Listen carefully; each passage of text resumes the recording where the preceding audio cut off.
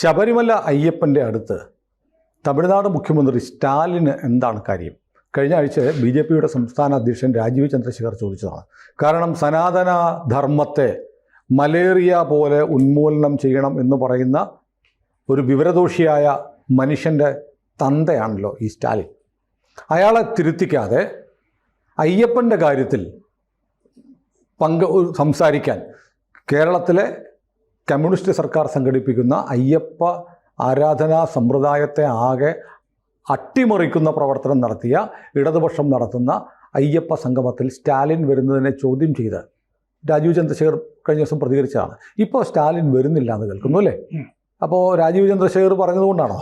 രാജീവ് ചന്ദ്രശേഖർ പറഞ്ഞുകൊണ്ട് മാത്രമല്ല, Tamil Nadu BJP president Nayanar Nagendran അദ്ദേഹവും രംഗത്ത് വന്നിരുന്നു. അവിടെ അദ്ദേഹം എക്സിൽ എഴുതിയിരുന്നു, ഈ ഉപമുഖ്യമന്ത്രി ഉദയനിധി മറ്റേ സ്റ്റാലിൻ, മന്ത്രി TRB രാജ, മുൻ മന്ത്രി Ponmudi, DMK treasurer TR Balu എന്നിവർ ഹിന്ദുക്കൾക്കെതിരെ സംസാരിച്ചിട്ടുള്ളവരാണ്, നിലകൊള്ളുന്നവരാണ്.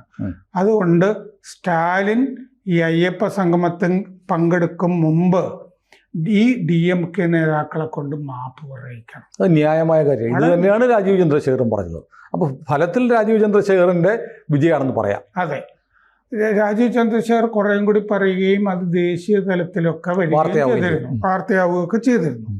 അപ്പം ഇപ്പോൾ പിണറായി വിജയനെ സ്റ്റാലിൻ അറിയിച്ചിരിക്കുന്നത് സെപ്റ്റംബർ 20 അയ്യപ്പ സംഗമത്തിൽ ഞാൻ വരുന്നില്ല, പകരം PK ശേഖർ ബാബു, പളനിവേൽ ത്യാഗരാജൻ എന്നീ മന്ത്രിമാരെ ഞാൻ അയക്കുന്നതായിരിക്കും എന്ന്. ആ മന്ത്രിമാരെ വേണോ എന്ന് ഇനിയിപ്പോൾ ഇവിടെ വാസവനും പിണറായി വിജയനും തീരുമാനിക്കണമല്ലോ.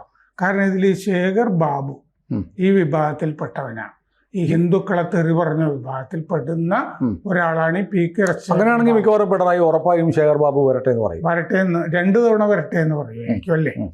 അപ്പോൾ ഈ ഉദയനിധി മുമ്പ് യുവജനക്ഷേമ സ്പോർട്സ് മന്ത്രി ആയിരിക്കുമ്പോഴാണ് അന്ന് സനാതന ധർമ്മം ഉന്മൂലനം ചെയ്യും എന്ന് പറഞ്ഞത്. ആ കാലത്ത് ഈ അയോധ്യയിൽ അഭിഷേകം നടന്നല്ലോ. അയോധ്യ അഭിഷേകം ലൈവ് സ്ട്രീമിംഗ് വേണ്ട എന്ന് തമിഴ്നാട്ടിൽ അന്ന് തീരുമാനിച്ചിരുന്നു. പോലീസ് എല്ലായിടത്തും ഓടി നടന്ന് തടഞ്ഞിരുന്നു. അതുപോലെ ഹിന്ദു ചാരിറ്റബിൾ എൻഡോമെൻറ്റ്സ് വകുപ്പുണ്ടല്ലോ, ആ വകുപ്പും ഈ ലൈവ് സ്ട്രീമിംഗ് അമ്പലങ്ങളൊക്കെയുള്ള ഭാഗങ്ങളിലൊന്നും പാടില്ല എന്ന് നിർബന്ധിച്ചിരുന്നു അന്ന്. അത് അവിടെ നടന്നില്ല. ഇപ്പോൾ ഈ പല അവിടെ ഉത്സവങ്ങൾ നടക്കുമല്ലോ, തിരുവിഴ എന്ന് പറയുന്ന പരിപാടി.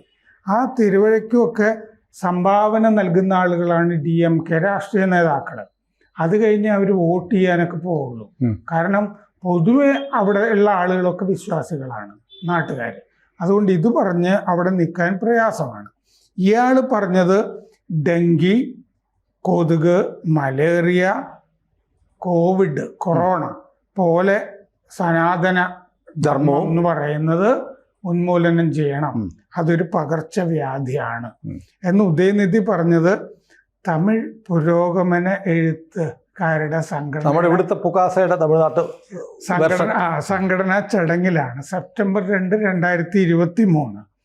അന്ന് അതിനെ ആ പുരോഗമന സാഹിത്യ സംഘടന അവിടെ നടത്തിയ സെമിനാറിന്റെ പേര് സനാതന ഒഴിപ്പ് മാനാട് എന്നായിരുന്നു. മാനാട് എന്ന് പറഞ്ഞാൽ മഹാസമ്മേളനം, സനാതന ഒഴിപ്പ്, സനാതനത്തെ ഒഴിപ്പിക്കുന്ന ഉന്മൂലനം ചെയ്യുന്ന മഹാസമ്മേളനം അതായിരുന്നു. അത് കഴിഞ്ഞപ്പോൾ അതിന്റെ പിറ്റേ ദിവസം മുഴുവൻ സനാതനം മുഴുവൻ അറബിക്കടലിൽ ചാടി ആത്മഹത്യ ചെയ്തു. അയാള് മറ്റേ സുപ്രീം കോടതിയിൽ കേസ് വന്നില്ലേ? അതെ, നിങ്ങൾ പൊതുരംഗത്തിരിക്കുമ്പോൾ ഇങ്ങനെയാണോ സംസാരിക്കേണ്ടതെന്ന് ചോദിച്ചിട്ട് ഇന്ത്യയിൽ പലയിടത്ത് കേസുണ്ടായി. ഇതെല്ലാം കൂടി ഒന്നിച്ചൊരു സ്ഥലത്ത് വേണമെന്ന് പറഞ്ഞിട്ടല്ലേ സുപ്രീം കോടതിയിൽ ചെന്നത്. അതെ, ഉദയനിധി സൗകര്യമില്ല എന്ന് സുപ്രീം കോടതി പറഞ്ഞു, നിങ്ങൾ ശ്രദ്ധിക്കേണ്ടതായിരുന്നു എന്ന് സുപ്രീം കോടതി പറഞ്ഞു. മന്ത്രി TRB രാജ IT വിങ്ങിൻ്റെ തലവനായിരുന്നു മുമ്പ്. ഇപ്പോൾ TRB രാജയെ പറ്റിയും നയനാർ നാഗേന്ദ്രൻ പറഞ്ഞിട്ടുണ്ടല്ലോ മാപ്പ് പറയണമെന്ന്. TRB രാജ ക്കെതിരെ BJP പോലീസിൽ നേരത്തെ പരാതി കൊടുത്തിട്ടുണ്ട്. അയാൾ പറഞ്ഞത് എന്താണെന്ന് വെച്ചാൽ, വീർ സവർക്കർ ഒരു കറുത്ത പക്ഷിയുടെ മുകളിലിരുന്ന് മഹാവിഷ്ണുവിനെ തല്ലുന്നൊരു ചിത്രം ഇയാൾ ഉണ്ടാക്കിയിട്ട് പോസ്റ്റ് ചെയ്തു എക്സില്. ഈ TRB രാജ. അതിനെതിരെ ആണ് BJP കേസ് കൊടുത്തത്. ഇയാൾ ആ പോസ്റ്റ് ഡിലീറ്റ് ചെയ്തിരുന്നു പേടിച്ചിട്ട്. എന്നാലും പോസ്റ്റ് ഇട്ടല്ലോ. അതെ. അപ്പൊ അതിനെതിരെ അയാൾക്കെതിരെ കേസ് കൊടുത്തിരുന്നു. പൊന്മുടി ഒരു സെമിനാറിൽ സ്ത്രീകളെയൊക്കെ അപമാനിച്ചിരുന്നു. ഏതോ ഒരു ദേവി അവർക്ക് വേറെ പണിയാണെന്നൊക്കെയുള്ള മട്ടില് ശൈവ മതത്തിനെ വൈഷ്ണവ മതത്തിനെയൊക്കെ കളിയാക്കി, സവർണരെയൊക്കെ കളിയാക്കി, ഹിന്ദുക്കളെ മുഴുവൻ കളിയാക്കി സംസാരിച്ചിരുന്നു. അത് കഴിഞ്ഞപ്പോൾ കന്നിമൊഴി തന്നെ ഇയാളെ പുറത്താക്കണം, പാർട്ടി ഭാരവാഹിത്വത്തിൽ നിന്ന് പുറത്താക്കണം എന്ന് കന്നിമൊഴി പറഞ്ഞിരുന്നു. അയാളെ ഡെപ്യൂട്ടി ജനറൽ സെക്രട്ടറി സ്ഥാനത്ത് നിന്ന് സ്റ്റാലിൻ മാറ്റുകയും ചെയ്തു പൊന്മുടിയെ. ഹൈക്കോടതി എന്നിട്ട് സുവോമോട്ടോ ഇയാൾക്കെതിരെ പോലീസ് FIR രജിസ്റ്റർ ചെയ്യണം എന്ന് പറഞ്ഞ് ഹൈക്കോടതി ഉത്തരവും വന്നു പൊന്മുടിക്കെതിരെ. അത് ഈ TR ബാലു പറഞ്ഞത് എന്താന്ന് വെച്ചാൽ അയാളുടെ മണ്ഡലത്തിലെ 100 വർഷം പഴക്കമുള്ള 3 ഹിന്ദു ക്ഷേത്രങ്ങൾ ഞാൻ നശിപ്പിച്ചു എന്ന് TR ബാലു ഒരിക്കൽ അവകാശപ്പെട്ടു. കാരണം ഉദയനിധി പറഞ്ഞല്ലോ സനാതനത്തിന് ഉന്മൂലനം ചെയ്യണമെന്ന്. ഞാനിത് ചെയ്തിട്ടുണ്ടല്ലോ. 100 വർഷം പഴക്കമുള്ള 3 ക്ഷേത്രം ഞാൻ തകർത്തിട്ടുണ്ട് എൻ്റെ മണ്ഡലത്തിൽ എന്ന് അദ്ദേഹം അവകാശപ്പെട്ടു അന്ന്. അപ്പൊ ഇങ്ങനെ ഉള്ള ഈ അവസ്ഥയിലാണിപ്പോ പേടിച്ചിട്ടാണ് എന്തായാലും സ്റ്റാലിൻ ഇത് മുഖ്യാതിഥിയാകേണ്ട ആളാണ്. മുഖ്യാതിഥിയാണെന്ന് വാസവൻ കഴിഞ്ഞ ദിവസം പ്രഖ്യാപിച്ചതാണ്. മുഖ്യാതിഥി സമ്മതമില്ലാതെ പറയത്തില്ല. സമ്മതം ഉണ്ട്. കാരണം എന്താ വെച്ചാൽ വാസവൻ അവിടെ പോയി നേരത്തെ വൈക്കം സത്യാഗ്രഹ വാർഷികത്തിന് സ്റ്റാലിൻ വന്നതുപോലെ പോയി ക്ഷണിച്ചതാണ്. അന്ന് സമ്മതിക്കുകയും ചെയ്തു. പിന്നീടാണ് അതിനകത്ത് പുലിവാല് മനസ്സിലായത്. പോയി ക്ഷണിച്ചു. മുഖ്യാതിഥിയായിട്ട് സ്റ്റാലിനെയാണ് അവർ കണ്ടിരുന്നത്. അപ്പോൾ ഒരു തിരിച്ചടി, പ്രധാനപ്പെട്ട തിരിച്ചടി ഈ അയ്യപ്പ സംഗമത്തിന് ഉണ്ടായി കഴിഞ്ഞു. കാരണം മുഖ്യാതിഥി ഇല്ല. ഇവിടെയൊക്കെ അറിയപ്പെടാത്ത ഏതോ 2 മന്ത്രിമാരെ വിട്ടുതരാം എന്നാണ് അദ്ദേഹം പറഞ്ഞിരുന്നത്. അല്ല, ഈ അയ്യപ്പ സംഗമത്തിൽ പിണറായി വിജയൻ പങ്കെടുക്കുമായിരിക്കും അല്ലേ? അപ്പോൾ അദ്ദേഹമാണ് സെപ്റ്റംബർ 20-ാം തീയതി ഉദ്ഘാടനം ചെയ്തിട്ട് ചിലപ്പോൾ ഒരു പ്രമേയം പാസ്സാക്കുമായിരിക്കും. അയ്യപ്പൻ നീതി പാലിക്കണം, അയ്യപ്പൻ ബ്രഹ്മചര്യം അവസാനിപ്പിക്കണം, എന്നിട്ട് സ്ത്രീകളെ ശബരിമലയിൽ കയറ്റാൻ അനുവദിക്കണം എന്നുള്ള പ്രമേയം ഈ പ്രതിനിധികളാണ്. ലോകത്തെമ്പാടുന്നുള്ള 3000 അയ്യപ്പ പ്രതിനിധികളാണ് വരുന്നത്. 3000 ബിന്ദു അമ്മിണിയൊക്കെ പങ്കെടുക്കുന്ന ഒരു പ്രമേയം ഫാത്തിമയോ അതൊന്നും വരില്ല. ബിന്ദു അമ്മിണി വരുമോ? ബിന്ദു അമ്മിണി വരത്തില്ല.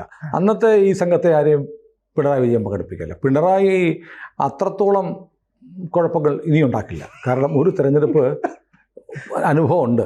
ഇനി ലോക്കൽ ബോഡി ഇലക്ഷൻ വരുന്നു, നിയമസഭാ ഇലക്ഷൻ വരുന്നു. ഇത് തെരഞ്ഞെടുപ്പിൽ നയംമാറ്റം ജനത്തെ ബോധ്യപ്പെടുത്താൻ വേണ്ടിയിട്ടുള്ള സംഘമാണ്. പക്ഷേ അത് എനിക്ക് തോന്നുന്നത് അത് ഈ വേലിയേറുന്നത് എടുത്ത് കഴുത്തെ ചുറ്റി എന്ന് പറയുന്ന പോലെ ആക്കാതെ കൈകാര്യം ചെയ്യുന്നതിനടുത്താണ് സാമർഥ്യം. അപ്പം സ്റ്റാലിൻ വരാത്തത് ഒരുപക്ഷെ നന്നായിരിക്കും. സ്റ്റാലിൻ പകരം ഉദയനിധി സ്റ്റാലിനെ വിടാം എന്ന് പറഞ്ഞിരുന്നെങ്കിലോ? അത് പറഞ്ഞില്ല. മൊത്തം അയാളല്ലേ ഇത് ഉന്മൂലനം ചെയ്യാനായിട്ട് ഓടി നടക്കുന്ന ഒരുത്തൻ. പക്ഷെ എനിക്ക് മനസ്സിലാവാത്തത് നമ്മുടെ സ്പീക്കർ ഷംസീർ പങ്കെടുക്കുമായിരിക്കുമോ? ഷംസീർ പങ്കെടുക്കും. കാരണം മിത്താണെന്ന് പറയാം. ഗണപതി മിത്താണ്, അയ്യപ്പനും മിത്തല്ലേ? ഷംസീറിനെ പങ്കെടുപ്പിക്കാനുള്ള സാധ്യത കുറവാണ്. കാരണം ഷംസീർ പിണറായി വിജയന്റെ ഗുഡ് ബുക്സിലുള്ള ആളല്ല. നിവൃത്തികേട് കൊണ്ട് സ്പീക്കറാക്കി വെച്ചിരിക്കുകയാണ്. കാരണം മരുമകൻ മന്ത്രിയായതിൽ വലിയ താല്പര്യമില്ലാത്ത ആളാണല്ലോ. കാരണം ഷംസീർ സീനിയറാണ്.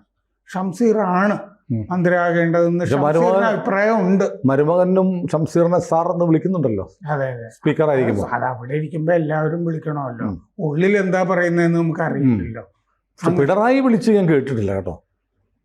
വിളിക്കണമല്ലോ, വിളിച്ചിട്ടുണ്ടാവുമായിരിക്കും. പക്ഷെ ശ്രദ്ധിക്കണം എന്ന് പറഞ്ഞാണല്ലോ ചെയറിലിരിക്കുന്ന ആളെ ആരാന്ന് വെച്ച് കഴിഞ്ഞാൽ ആ ചെയറിനെയാണ്. എന്റെ ശ്രദ്ധ കുറവായിരിക്കാം. കാരണം നമ്മളിപ്പോ നിയമസഭാ നടപടി ഒന്നും കാണാറില്ല. അതെ, ആരും കാണാറില്ല. പക്ഷെ അത് അവിടുത്തെ ഒരു ചട്ടം, അങ്ങനെ ആചാര മര്യാദയാണല്ലോ. ആചാരങ്ങൾ ലംഘിക്കാനുള്ളതാണ്. അത് അപ്പോ Thiruvithamkoor Devaswom board platinum jubilee അതും കൂടി ഇതിന്റെ കൂടെ അത് പ്രമാണിച്ച് നടത്തുന്നതാണെന്നാണ് വാസവൻ പറയുന്നത്. അപ്പൊ 1033 കോടി രൂപ ചെലവാക്കി ശബരിമല മാസ്റ്റർ പ്ലാൻ ഇതിന്റെ കൂടെ തിരുവിതാംകൂർ ദേവസ്വം ബോർഡ് നടപ്പാക്കുന്നതിനെ പറ്റി മഹാസംഗമത്തിൽ ചർച്ച ചെയ്യും എന്ന് പറഞ്ഞിട്ടുണ്ട്. അതെന്താന്ന് വെച്ച് കഴിഞ്ഞാൽ 3 ഘട്ടമായിട്ട് അടിസ്ഥാന സൗകര്യം, പിന്നെ ക്രൗഡ് മാനേജ്മെന്റ്, തിരക്ക് എങ്ങനെ മാനേജ് ചെയ്യാം, പരിസ്ഥിതി വികസനം, ഈ 3 കാര്യങ്ങൾ ചർച്ച ചെയ്തു. അപ്പൊ അയ്യപ്പ സംഗമത്തിൽ തീരുമാനമായിട്ട് എന്തോ ചിലത് കൊണ്ടുവരാനുള്ള ഒരു അജണ്ട അതിന്റെ പുറകിൽ വർക്ക് ചെയ്യുന്നുണ്ട് എന്നുള്ളത് വളരെ വ്യക്തമാണ്. അപ്പൊ എന്തായാലും എല്ലാ വർഷവും ഉണ്ടാവുമോ ഈ അയ്യപ്പ സംഗമം? അയ്യപ്പ സംഗമം തെരഞ്ഞെടുപ്പിന് ഒരു 5-6 മാസം മുമ്പ്, എല്ലാ വർഷവും എല്ലാ തെരഞ്ഞെടുപ്പിനും മുമ്പ് അങ്ങനെ അപ്പൊ അയ്യപ്പന്റെ പടമൊക്കെ വെക്കുമായിരിക്കും അല്ലേ? അതെ, അയ്യപ്പന്റെ പിന്നെ പടം വെക്കാതിരിക്കാൻ പറ്റില്ല. കാരണം ഈ അയ്യപ്പൻ ഇരിക്കുന്നു എന്ന് പറഞ്ഞിട്ട് അയ്യപ്പൻ ഇരിക്കുന്ന പോലെയാന്ന് പറഞ്ഞിട്ട് രഹന ഫാത്തിമ അതിനാണ് കേസായത്. കേസ് ഇപ്പൊ വീണ്ടും അവര് തള്ളാൻ പറ്റില്ല എന്ന് പറഞ്ഞ് ഇപ്പോ പത്തനംതിട്ട കോടതിയിൽ രാധാകൃഷ്ണ മേനോന്റെ കേസ് ഇദ്ദേഹത്തിന് അതെ ഇവരെ തിരിച്ച് ഇവരെ കണ്ടു കിട്ടിയില്ല എന്ന് പോലീസ് റിപ്പോർട്ട് കൊടുത്തു. അല്ല, മെറ്റയിൽ നിന്ന് ഡോക്യുമെന്റ് കിട്ടിയില്ല, മെറ്റയോട് ഇവർ ചോദിച്ചില്ല. അതെ, ചോദിച്ചില്ല. അപ്പൊ എൻ്റെ ഒരു സംശയം, അയ്യപ്പ സംഗമല്ലേ, അപ്പോൾ ആരെങ്കിലും പ്രതിനിധികളൊക്കെ കറുപ്പെടുത്തോണ്ട് വന്ന പിണറായി എന്ത് ചെയ്യും? അത് വലിയ പ്രശ്നമാണത്. കാരണം അതായത് ഈ സഖാക്കള് സ്വാമിമാരായിട്ട് വരികയാണെങ്കിൽ കറുപ്പ് കൊടുത്തു വേണം വരാൻ. പക്ഷെ കറുപ്പും ഇട്ട് വന്നാൽ ഈ പാർട്ടി കോൺഗ്രസ് നടത്തുന്ന പോലെ ആയിരിക്കില്ലേ പട്ടിക ഉണ്ടാക്കുന്നത്. ക്ഷണിക്കേണ്ട 3000 പേരില് പാർട്ടി മറ്റേ ഹഫയ ഈ മറ്റേ ഈ പലസ്തീൻകാരുടെ കഫിയ പിന്നെ ചുമപ്പല്ലേ പാർട്ടിയുടെ. അതായത് ഇതൊന്നും പിന്നെ വേണമെങ്കിൽ ഹിന്ദുത്വ നയമായിട്ട് ഇപ്പൊ വരുന്നത് കൊണ്ട് വേണമെങ്കിൽ കാവി ഷോളൊക്കെ അണിഞ്ഞ് വരാൻ പറ്റുമായിരിക്കും. ഇത് നിങ്ങൾക്ക് മാത്രമുള്ളതല്ല. കറുപ്പിന്റെ വിലക്ക് മാറുമോ ഇല്ലയോ എന്ന് അറിഞ്ഞാൽ മതി. കറുപ്പിന്റെ വിലക്ക് മാറ്റാവുന്ന ഒരു ഘട്ടമാണ് വരുന്നത്. അതായത് പിണറായിക്ക് കറുപ്പിനോട് ദേഷ്യമില്ലാതെ കാണിക്കാൻ വേണ്ടിയിട്ട് അന്ന് മുഴുവൻ പ്രതിനിധികളും കറുപ്പെടുത്ത് പങ്കെടുക്കണം. അങ്ങനെ പങ്കെടുക്കണം. അയ്യപ്പന്മാരെ സ്വാമിമാരായിട്ട് തന്നെ പങ്കെടുക്കണം. നല്ല പാട്ടും വെക്കണം. കറുപ്പിന് ആഹാ, ഇനി കറുപ്പ് വെളുപ്പിനെ കാണുന്ന പാട്ട്. ഇനി സമയമുണ്ടല്ലോ. കറുപ്പ് താൻ മറ്റേ അഴക് എന്ന് പറഞ്ഞാൽ തമിഴിൽ. അപ്പോ അത് തമിഴ് ഈ മന്ത്രിമാര് വരുന്നവർക്ക് പാടാം. പക്ഷെ ഈ മറ്റേ സമ്മേളനം നടക്കുന്നതിന് സമയമുണ്ടല്ലോ. ഒരു 40 ദിവസത്തെ വ്രതമൊക്കെ എടുത്തിട്ട് സഖാക്കളി 3000 പേര് വന്നാൽ കുറച്ചുകൂടി നന്നായിരിക്കും. ഈ വരുന്നവരെ ഇത് കഴിഞ്ഞ് ശബരിമലയ്ക്ക് കൊണ്ടുപോകും. പമ്പയിൽ വെച്ചിട്ടാണ് നടത്താൻ തോന്നുന്നു. അവിടെ വെച്ച് അങ്ങോട്ടൂടെ കൊണ്ടുപോകേണ്ടതാണ്. കാരണം ശബരിമല അയ്യപ്പനെ തൊഴുവൊക്കെ വേണ്ടതാണ്. നേരത്തെ രാധാകൃഷ്ണൻ തൊഴാൻ എന്തോ പ്രയാസം. എനിക്കൊരു സംശയമുള്ളത്, ഒരു വളരെ നൈതികമായ ഒരു പ്രശ്നം, മൗലികമായ ഒരു പ്രശ്നം നമ്മുടെ അരുൺകുമാർ ഉന്നയിക്കാൻ സാധ്യതയുണ്ട്. എന്തുകൊണ്ട് അയ്യപ്പ സമ്മേളനം മതേതരമാക്കുന്നതിന്റെ ഭാഗമായി ബീഫ് വിളമ്പുന്നില്ല? അങ്ങനെയാണെങ്കിൽ പഴയിടം അവിടെ ഇവർക്ക് 3000 പേർക്കുള്ള സദ്യ പഴയിടം ഒഴുക്കാൻ പറ്റില്ല. ബീഫ് ഉണ്ടെങ്കിൽ ബീഫ് വേണം. അതെ, പക്ഷെ ശിവൻകുട്ടി അതിനോട് യോജിക്കൂ എന്നുള്ള കാര്യത്തിൽ സംശയമുണ്ട്. ശിവൻകുട്ടി പഴയിടം തന്നെ മതി എന്ന് പറഞ്ഞാണല്ലോ. ഏതായാലും അരുൺകുമാർ ഉൾപ്പെടെ എല്ലാവർക്കും അസുലഭമായ ഒരു അവസരമാണ് വരാൻ പോകുന്നത്. കൂടുതൽ വാർത്തകളും വിശേഷങ്ങളും നിങ്ങളിലേക്ക് എത്താൻ ABC മലയാളം സബ്സ്ക്രൈബ് ചെയ്യുക, ബെൽബട്ടനും അമർത്തുക.